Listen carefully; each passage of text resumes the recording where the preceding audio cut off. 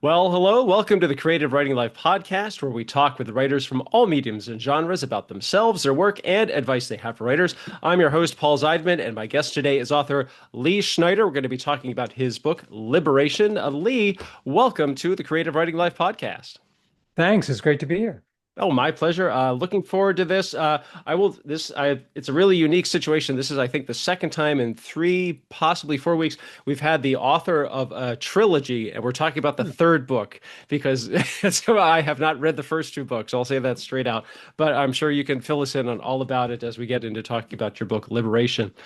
So, Lee, for those who are also familiar with the show, we like to start things off talking about anything we may have read or watched lately. If we liked it, we didn't like it, or we'll never have anything to do with it ever again. I'll go first just to give Lee a little time to collect his thoughts.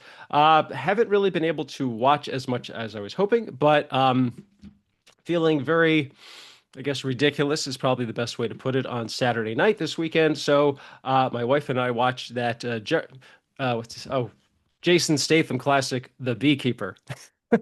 And it was exactly what you'd expect. A guy with a dark, sinister past, and he's got to take out the trash. It was just so silly at times.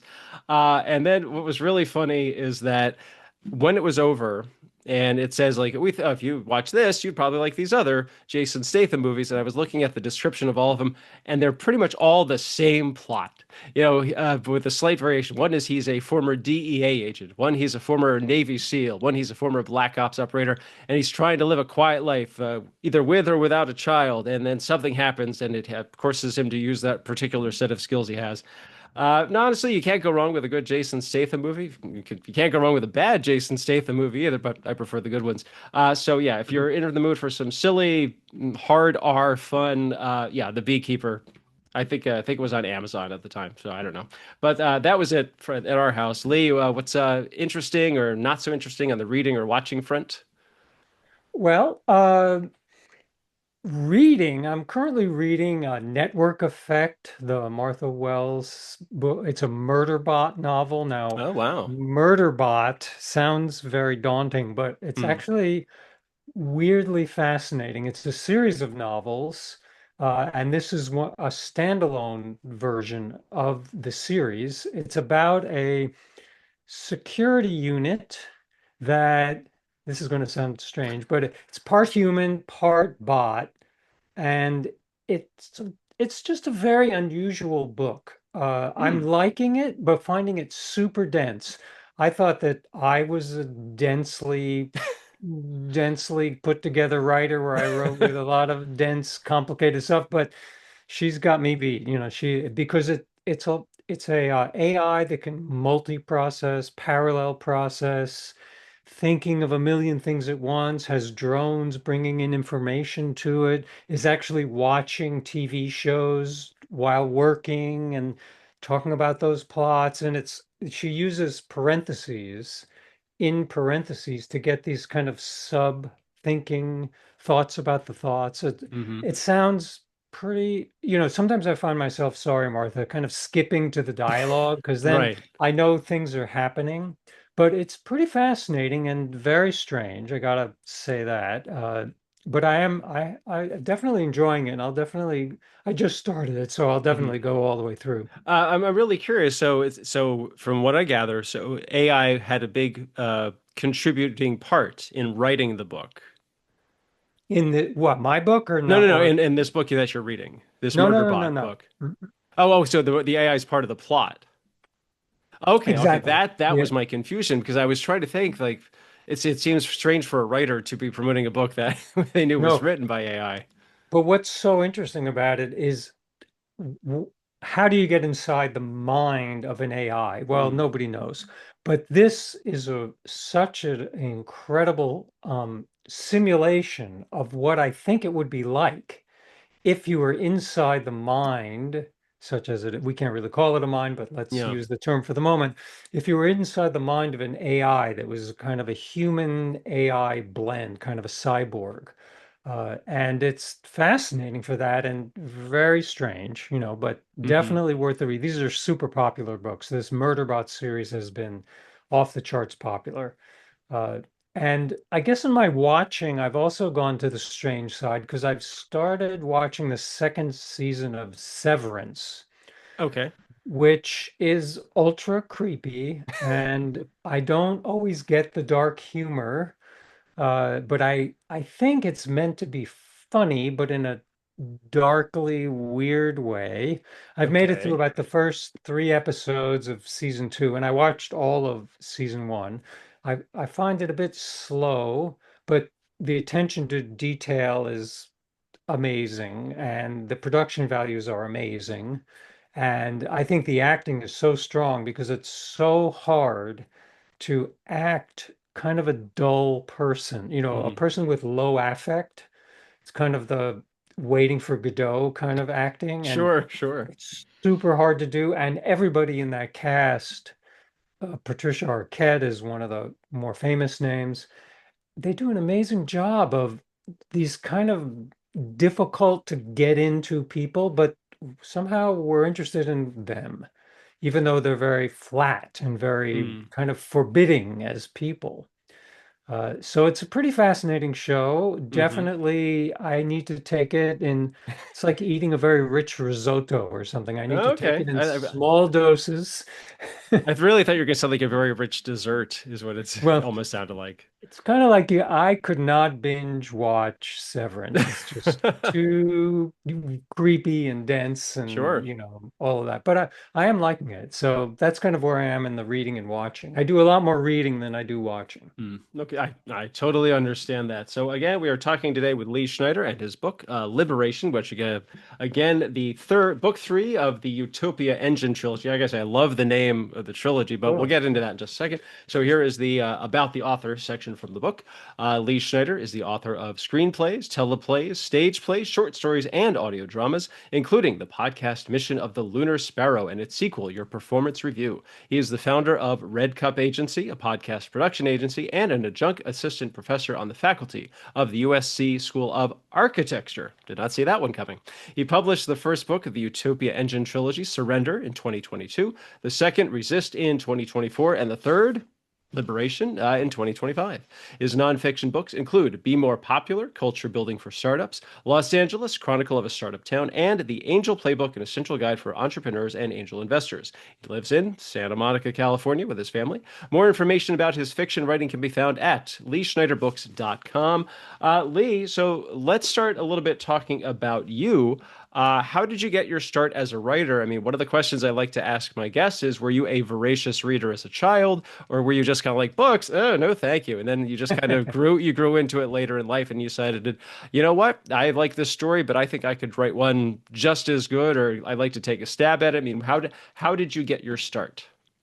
well, I definitely was a voracious writer. There was Hmm. one, I mean, and a voracious reader, but there was one summer where my parents got me, I was a kid, maybe 12 or 13, and they got me a charge account in the days when you could do a charge account at the local bookstore. Wow. And I remember my dad calling me in and saying, "Now, what's going on? We have $1,000 Oh my at the gosh. local bookstore." And I was reading two or three novels a week, because Wow. I was just gobbling them alive. I saw my mother had some Nabokov novels on the shelf, and he was an interesting writer to me. So I kind of blew through those, and then I blew through everything Aldous Huxley wrote and everything George Orwell wrote. I just was like burning down every book that I could read. And it was very good practice. As you can imagine, when you start to read that many books, you start to kind of take them apart, Hmm. start to, even as a kid, try to figure out how does this work? Why did I put it down? Or why am I continuing to read? And it helped me later. I originally was interested in playwriting and screenwriting. That I didn't write novels until I was in my 40s. So I wrote plays because I loved the theater and loved directing, and actors were fascinating. And screenplays looked like I could make a lot of money, and so I decided to find a kind of writing that I could make money at. But before all of that, I was a reader. This was a job now gobbled up by AI for sure, but I was a reader for movie studios, Hmm. which Okay. meant that I lived in New York. I would take the subway to Midtown. I would pick up either a screenplay or a novel, and it was my job to read that pretty much overnight, understand how it worked, write a synopsis, and then recommend it to be put into development as a movie for the particular studio. I worked for ABC, Paramount, CBS, a bunch, and I would even put on a suit and get change out of the t-shirt, go into town and present my little report on a piece of paper. Usually it wasn't even emailed.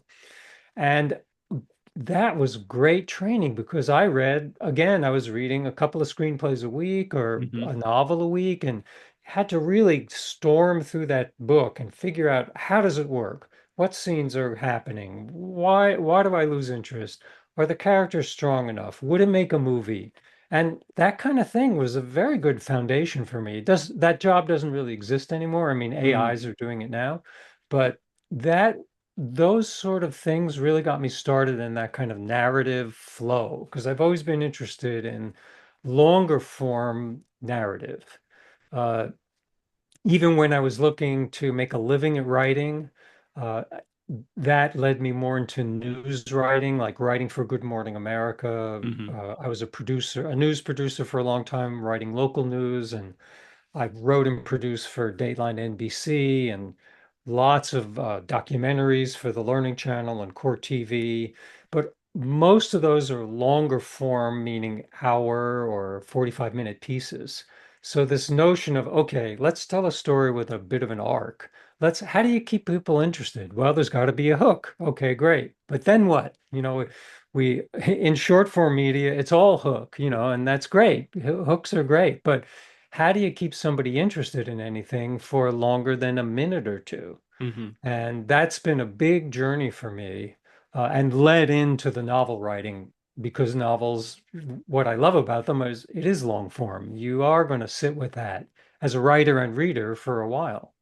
Yeah, very much so. It's interesting that uh, I've heard it being going both ways. That writers who work on books that they decide, oh, I want to try and adapt my book into a screenplay, and then they kind of straddle both worlds. But I know another writer who's been on this show before. He had a screenplay, and he decided because he owned the IP, he was going to turn it into a novel, and he did that and published it, I believe, either earlier this year or last year.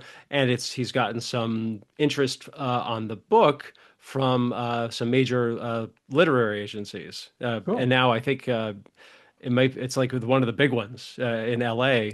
And so and he said because he owned the IP, but he had the screenplay, but he decided that it might have a better shot attracting attention as a book, and fortunately for him, it paid off that way.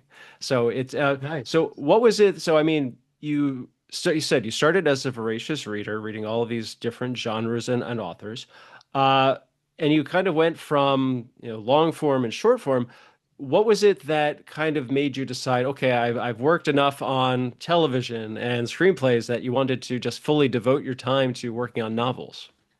Well, part of it, it's all about, well, the answer there is money, and making a living. Because Okay. for a long time, when I was producing news or a news magazine producer or a documentary producer, I would try getting up at 4 or 5 in the morning and getting in a couple of hours Mm. of novel writing. And those novels are pretty good. They're still in a drawer. They didn't quite make it because I hadn't mastered the fragmented attention skills that are necessary when you're writing for an hour a day Mm. for 2 years or something. Sure, It's kind sure. of crazy.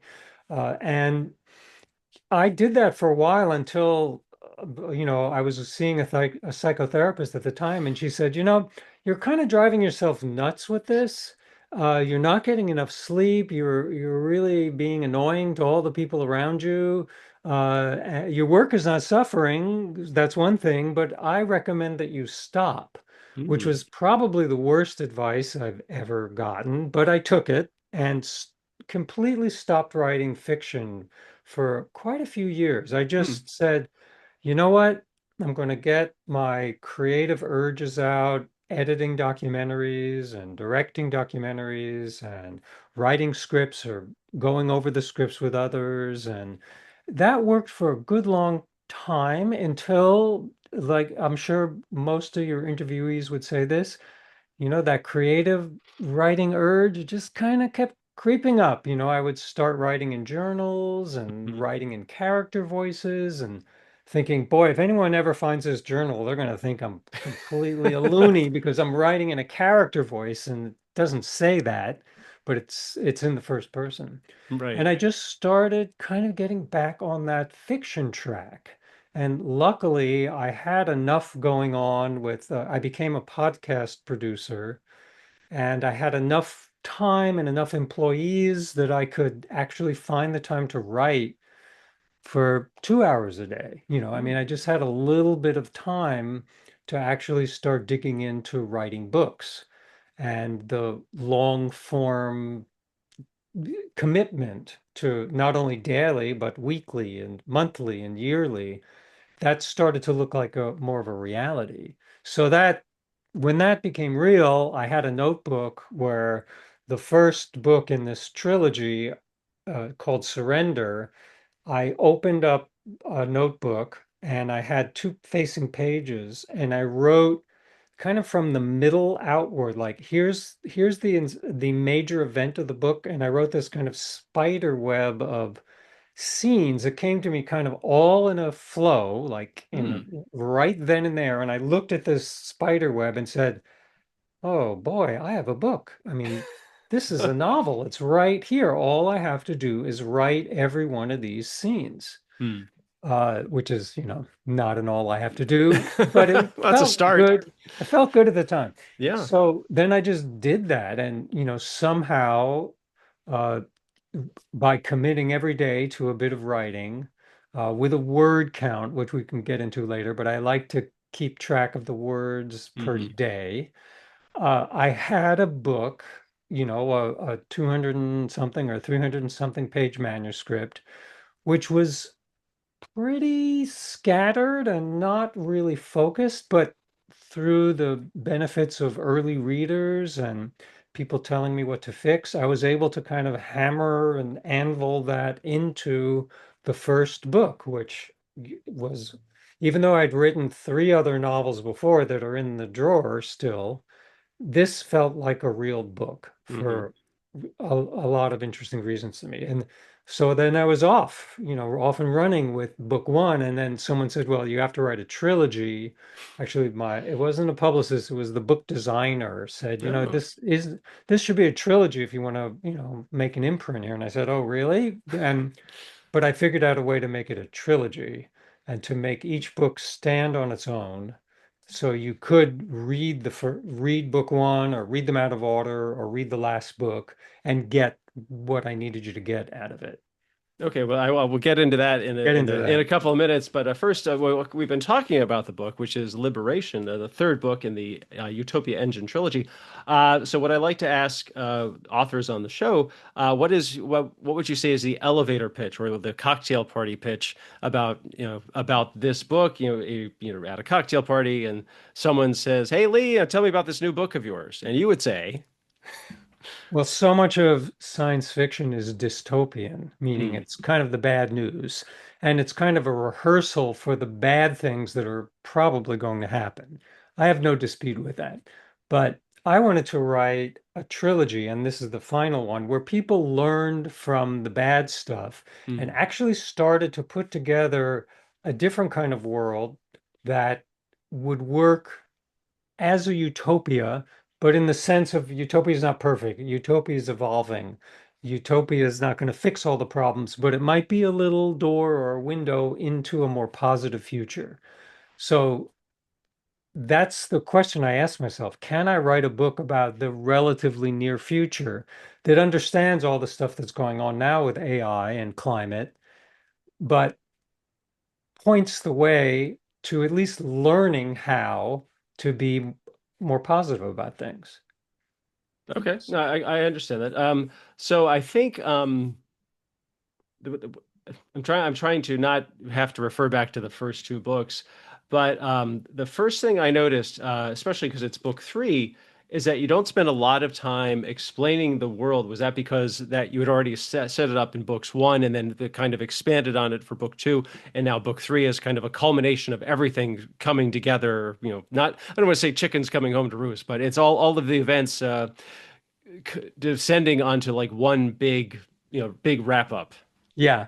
Well, it's kind of the opposite. Like when I finished the first draft of this book, some of my early readers said, that's not a big enough ending for a trilogy. You gotta ramp that up. So, I did face that thinking about this as the culmination of, it's 1,000 pages. It's 1,000 days of writing. It's a Hmm.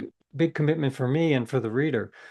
I didn't, I thought hard about not stopping the flow of the action to explain stuff. Hmm. I am a recovering television writer and screenwriter, and one thing you do not do, or you rarely do in a TV script or a film script, is you stop the action and Hmm. say, "Hey, just let me explain where this person came from. Give me a minute here." That never happens, or extremely rarely happens Sure, as sure. a flashback. So I tried in that effort to keep the story turning. Uh, I have a few cheats. People make recordings of past events. That's an interesting way to talk about the past. People remember things or go back to places where they left kind of in a bad way, and Hmm. then they have to replay some events in their mind. But I really tried to make it so the momentum of the story would not have to pause, and the momentum of the story would keep going. So if you have the sense that there wasn't a lot of backstory, that's great, because that means that I found through all my tricks and recordings and having people remember things that I was able to get enough backstory in so you could work with the characters. People have told me that now that they've read this book, oh, I really want to go back and read the first book to kind of figure out what happened before. Hmm. And I think that's great, because there's a non-linearity to the three books where if you read the middle one and liked it, that's fine. You could stop there because each Hmm. one has a stopping point that I tried to make compelling enough. In other words, the characters reach their destiny. When you're reading a book, the characters are determining the plot. Plot is Hmm. character. And when Right. you reach the end of the plot, it means that the character has fulfilled something about themselves. There was something missing in the beginning, and now they have that, whatever it is.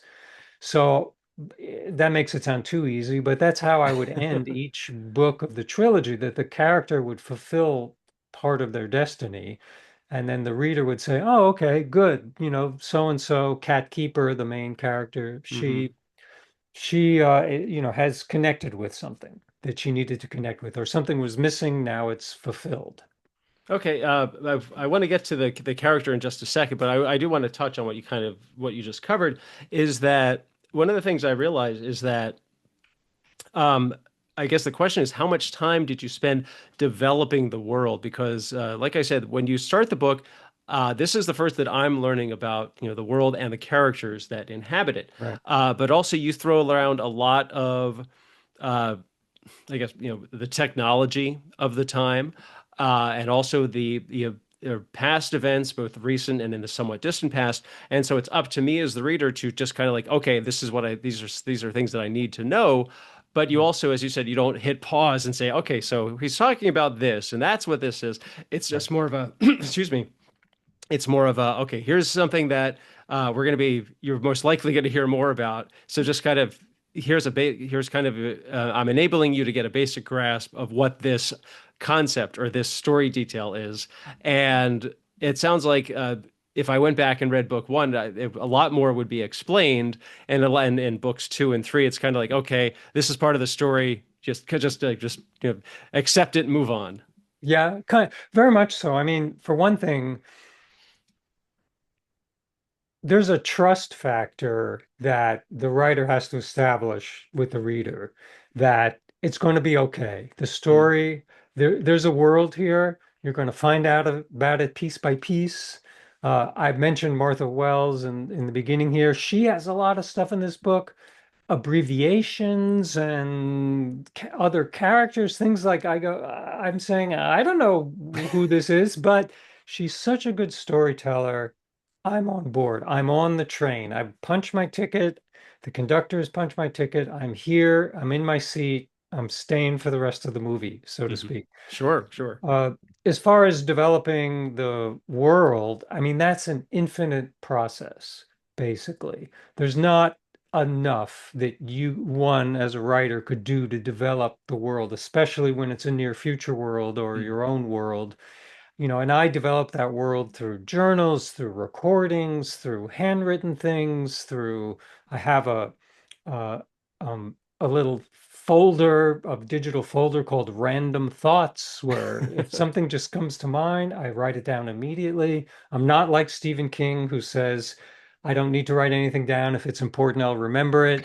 I need to write everything down about that world. And I've evolved my technique a little bit even as I've written these three books, because I used to write what I would call a bad film treatment of the mhm, entire book. I would just sit down and write an awful film treatment with everything that happened, just like, and then this happened, and this happened, and then this happened, and this happened, because it's just for me. mhm, And I found there was a flaw in that, which we can connect to character a little later, but now basically I build the world. I think about the world. I may hand write, like this morning I'm writing a new trilogy and I was writing a scene, and I just sat down and hand wrote out the scene, like where it takes place on a monorail. So where's the seats and who's on it, and just kind of talking to myself, walking myself as though I were an actor with the script in my hand, kind of walking around the stage. Oh, when I say this line, I turn here, all that. mhm, And then I'm ready to write that scene. So that world building takes place in a very grand way and a very picayune, tiny way, mhm. right down to the blocking of the scene and where is the table, and is there a window or does there need to be a window, so that world building stuff is pretty much it. Like if I did one thing right, I've learned how in writing novels, I've learned how to do world building. Okay.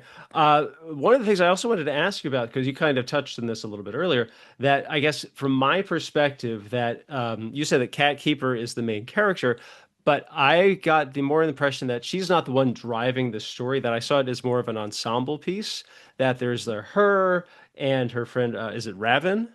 Yeah, Okay. Raven, right. Oh, Ray. Mhm. Okay, because it was two V's. That's what threw me. No, it's okay. Yeah. And also her paramour, Hmm. Spaceman, Hmm. and a few and a whole a Right. very wide range of supporting characters. So, did you plot it out that way, or was this more of a I'm going to let the characters guide me in the right direction type of scenario? I mean, what was your approach to?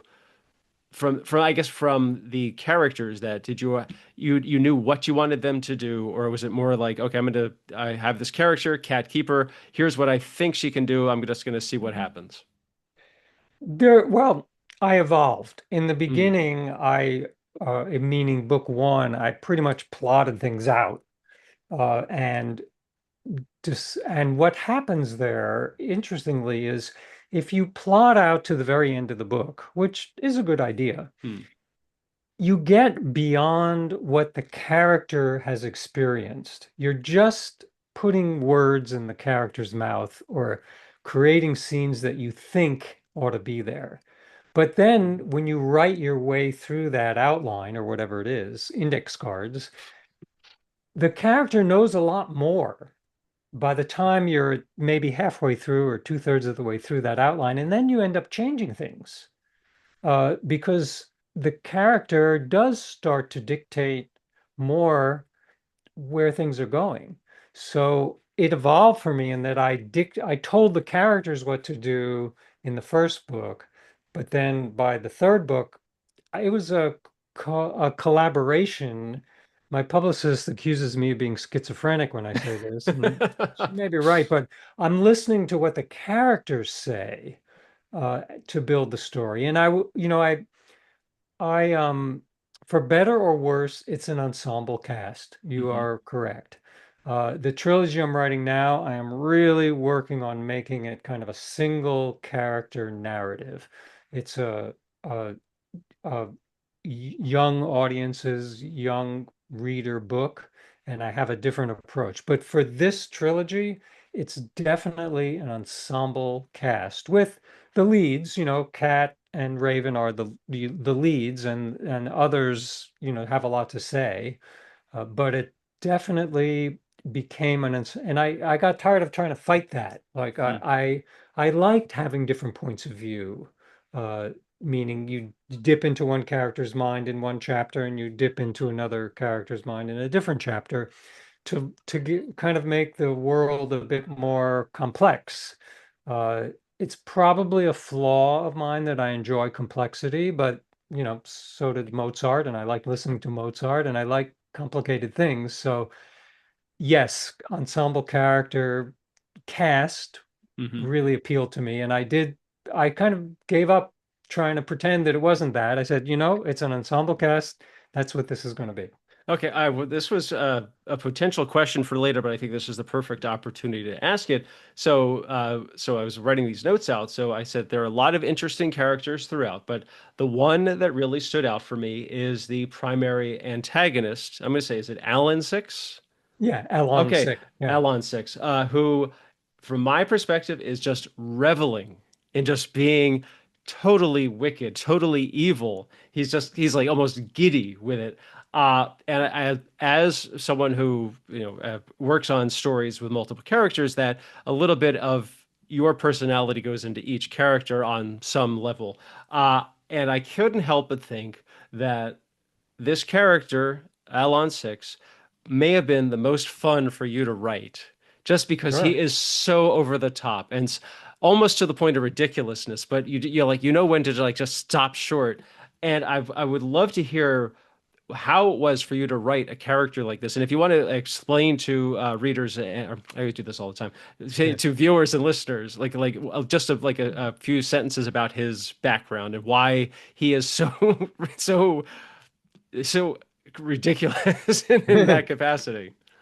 Well, of course, it's a lot more fun and a lot easier to write an evil character than a Mm. good character. Evil characters who believe that they are right, no matter what they do, give you a huge purview and a huge license to take them wherever you want to take them. Alan Six is a augmented, modded individual. He has a number after his name, which means that in his case, he has a silicon substrate in his brain that gives him super duper entrepreneurial ability.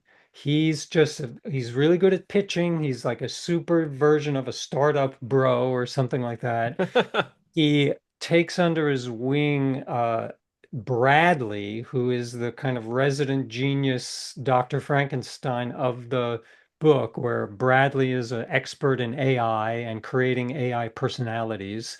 And Alan Six is kind of the money-making mind behind that. And they team together to form a company called Mind, which is kind of an amalgam of any evil startup that you Corporations, could yeah. think of today. It's kind of Sure. all corporations.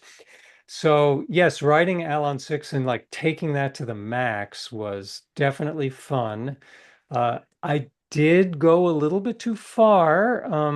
Occasionally someone would say, this came up, does he have to behead that person? Hmm. And I said, all right. He does. I mean, I loved writing that scene. It was great, but all right, he doesn't have to behead. He can just knock them to the ground. That's It just maims them, that's all. yeah, just a minor injury or major injury. But yes, it's a lot more fun to write people who are way outside of yourself. There's the old expression, write what you know. Hmm. And yes, it's true. You need to write what you know, but it's also really a lot of fun to write what you don't know and write where you would never go. Right. But look, it's also true that some of that's got to be in me. I mean, there's some of every one of these characters in the writer, in me. Hopefully not every day I show up with the brutality of an Alon Six, but the kind of interiority and bookishness of Bradley, definitely part of me. The yoga, the flamboyant yogi of Raven, definitely there. Cat, kind of the not so sociable, but knows that she has to do what she has to do. Definitely part of me. I mean, I could pick out each one of those Sure. characters and say, there's a little bit of me in each one of those. Right, right. I wanted to ask, so why you were plotting out all of the storylines. Now, this can apply to this book, Liberation, but it could also apply to the entire trilogy. That did you ever get the feeling that you're plotting it out, and then you decide there's something not right or this isn't working.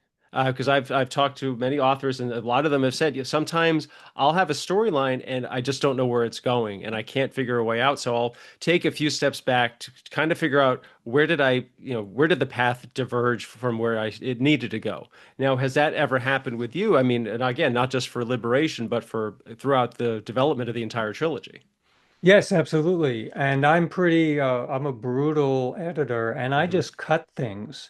There are a couple of whole storylines that I wrote and realized, I can't land this. Hmm. I can't land this within the context of the book in a satisfying way.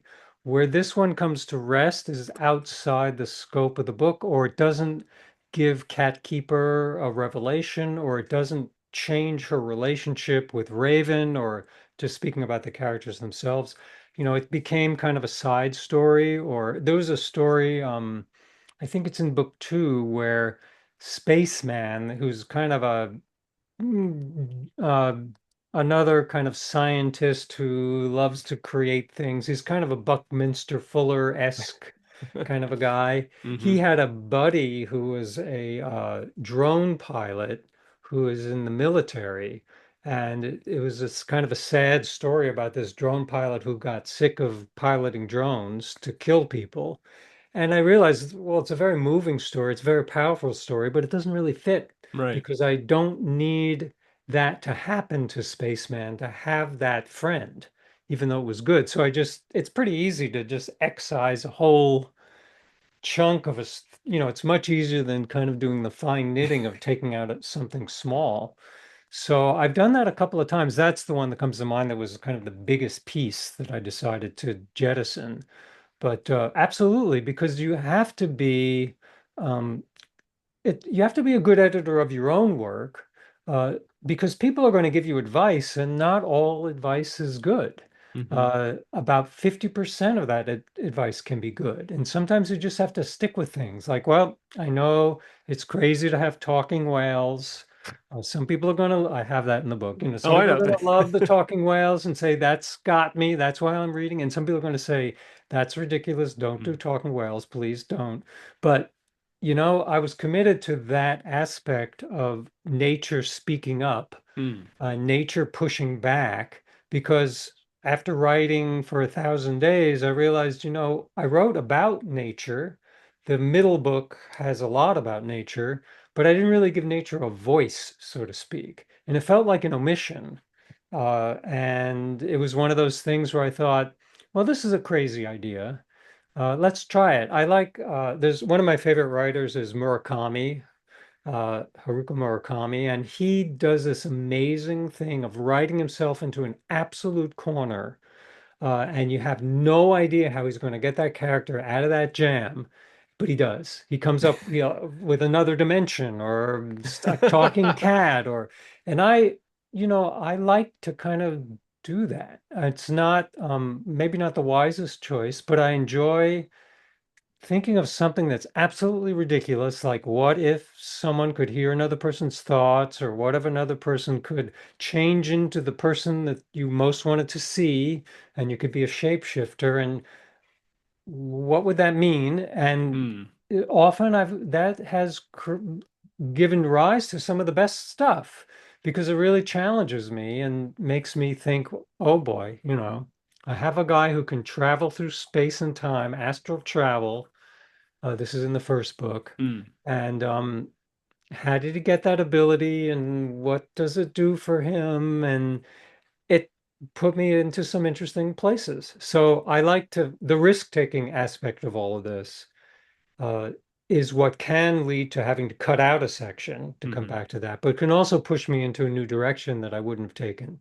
Okay, I was going to say "what if" are like two of the most powerful words that a writer can wield. One of the things I also noticed in the book, there are so many details, especially in terms of science, on in various fields, and also geography. So, okay, I have to add in right now because the book takes place in San Francisco Bay Area, which is where Mm. I live. So I knew a lot of the locations, or at least a majority of the locations of where the story takes place. Because you talk about Richardson Bay, which is just inside the Golden Gate, and about orcas attacking ships just outside or just inside the Golden Gate. And I just thought, I know where that is, so Yeah. I could easily visualize it. The big question is, how much research did you have to do, and particularly because, as you said, orcas and humpback whales, especially orcas, they're even on the cover. They play a huge role in the story. I mean, did you do a lot of cetacean research, or did you just kind of like, hey, I have a friend who knows a lot about whales. I'll call them. Yeah, a little bit of both. I'm a voracious reader and Hmm. researcher. I come from a news background. So meaning when I worked for Dateline NBC or when I worked for local news, we had to learn about something. Someone would say, here's a prison story, there was a murder, go figure out why that happened. And I would have to do a lot of research and talk to a lot of people and just become an expert in that field. So in this case, I'm an avid kayaker. Hmm. But I have never kayaked in Richardson Bay. I've kayaked in Maui, I've kayaked in Los Angeles. So in that case, I did call a friend who has done a lot of kayaking in the bay. Okay. And I have hiked Mount Tam is another location in the book, and I have hiked quite a bit on Mount Tam, and I looked up a bunch of things. I have been to the Sausalito area, and but I also gave myself the permission to create kind of a parallel Sausalito. Uh, We went on vacation as part of a book research thing and part of just fun and we've been to Sausalito a few times, mhm. and I was standing in the little yacht harbor and looking around and saying, I wrote about this, but this is not the way it is in the book. I realized I had kind of taken myself into my own world there. So I did go back and change some things in the book to be a Mhm. little bit closer. But when you write about a specific place, or specific science, you have to make a decision. Either you're going to stick with the facts and make it hard science fiction and stay with it, or you're going to give yourself a bit of liberty and play around with things so they fit the story. And I did apologize. I might even apologize in the acknowledgments, saying to some of those folks who I asked about specific things, I have bent things to fit the story. There's no cliff where I have a cliff in the hike of Mount Tam. I mean, Okay. it's much farther away, but I made it closer. Got it. There's no Got it. pathway that gets you to the kind of house that I talk about up from the yacht harbor, but there is a pathway that you could walk Hmm. that's kind of like that. So it's an interesting blend, but I do a lot of research about climate, about AI, about what's possible and what's not possible. Sometimes I just threw things out they're not possible now, but they could be. And other Sure. times I made up things that were, to me, seemed completely outrageous that have come true since I finished writing the book. So it's kind of a spectrum of responses there. Yeah, it certainly is. So one of the things I wanted to ask you, so the genre of like an alternate near future or a dystopian near future, that there seem to be more titles and more authors who are exploring those worlds. So what advice would you have for writers who want to take a stab at that? They think, oh, I have an idea for a story that takes place, 5, 10 years in the future. Like what not methods or not or tips, but what would you recommend? Like what would be a good way for them to start? Well, one thing to think about is make it far enough in the future so it won't be wrong or too right. If I were to do this again, and in the next trilogy I'm writing now, it's in its own time frame. It doesn't really exist in our time frame, so I can say what I want. One issue with this trilogy is that, you know, things started changing faster than I could write about them. I wrote about personality-based AI in 2020. It seemed like a pretty radical idea. Well, guess what? We already have Mm-hmm. personality-based AI. It's already here. So I ran the risk of being wrong. So if you're going to write near future, be prepared that the future may catch up with you faster than you think it might. That's one thing. And then it comes down to this world building idea. You cannot spend enough time thinking about world building, even before the characters come to you. Maybe characters do come to you, but the places, the machines, the devices.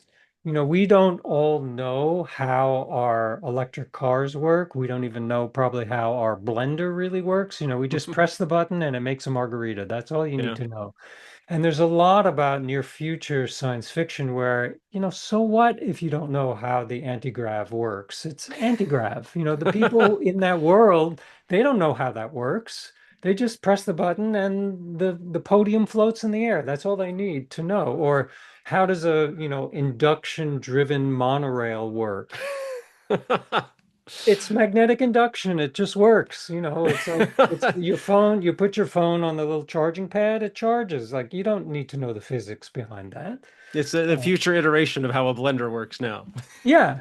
So there is that, but you have to make it credible because Mm. your audience, you can't break credibility. Your audience is trusting you to get on board the train. Like I mentioned earlier, the conductor's punching a ticket, you get on the train, you take a seat in the book, in the world of the book, and credibility is huge. You cannot break credibility. If you choose to break credibility, it's a pretty big deal, and you better have a very good reason to do it, like the person's entering the 11th dimension Hmm. or something fairly bizarre. I've done that a couple of times and it was fun to do, but fairly risky. Hmm. I have two characters meet in a kind of a multi-dimensional space way before they would meet in real life. And it was a big risk, but I Mm. was into a risk-taking mode. So I would say, world building is probably job one. You can't do too much. And whether you're writing in a notebook, filling notebooks, or making mind maps, it doesn't really matter. I make Hmm. mind maps sometimes, so because I like to see things visually. But that would be my biggest and best probably piece of advice. Okay, well, that is great stuff. And again, so this book is Liberation. It is the, excuse me, third book in the Utopia Engine trilogy. The first book wait, don't tell me, Surrender. And then book two is Resist. And so you said you're working on a new trilogy, which is, I guess, it sounds like it skews a little more YA or at least towards a younger audience. hmm Yeah, Uh, it's a fantasy. I decided I didn't want to deal with machines as much. mm, So this takes place on two planets. One is kind of a garden planet and one is kind of a machine planet. But book two will be the machine planet. So now I get to spend most of my time in this natural world with characters who are the eldest of them is 17 years old. ah, And there's a few adult figures, but the primary characters are like 14 through 17. okay, Uh, sounds great. And so, Lee, I have to ask, where can people find out more about you and all of your books, and if they want to get in touch with you to find out more, or at least to order your books? Great. It's leeschneiderbooks.com. That's my author's website. All the books are on there. The links are on there, and a way to get in touch with me is also on there. Are you on any social media platforms if people want to follow you, or so they can hmm find out more that way? I'm on Mastodon uh, as I think I'm DocuGuy there, but if you put my name in, it'll show up. And I'm on Instagram as Lee Schneider Books. And Blue Sky, also DocuGuy. My name, DocuGuy. Lee Schneider, was used on some of those platforms, and I was doing a lot of documentary work, and DocuGuy was open, so Hmm. that has become my handle for some social media. Okay, that's great. So again, we've been talking with Lee Schneider, and his book is Liberation, the third book in the Utopia Engine trilogy. Lee, thank you so much for being here today. This was fascinating, and it is a really gripping story that even if dystopian, near future sci-fi and AI and ecology are not your thing, you're still going to get a kick out of this because it really delves into the characters and the world that they inhabit. So thank you so much for being here today. Awesome. Thanks so much. It was a lot of fun. Oh, I'm glad. And viewers and listeners, if you enjoyed today's show, please hit like, feel free to leave a comment and subscribe. For my social media, you can check out my screenwriting blog at maximumz.blog. I'm on Twitter at maximum_Z and Blue Sky and Instagram. Those are at Pez Screenwriting. And this show also has its accounts on Twitter and on Blue Sky at Podcast CWL. And feel free to check out my Go Ahead and Ask books on Amazon. Those are the ones, three books about screenwriting and pie, two very wonderful things. Like I said, that's Lee. I'm Paul. This has been the Creative Writing Life podcast. Thanks for listening. Stay safe, stay healthy. Most importantly, go write something.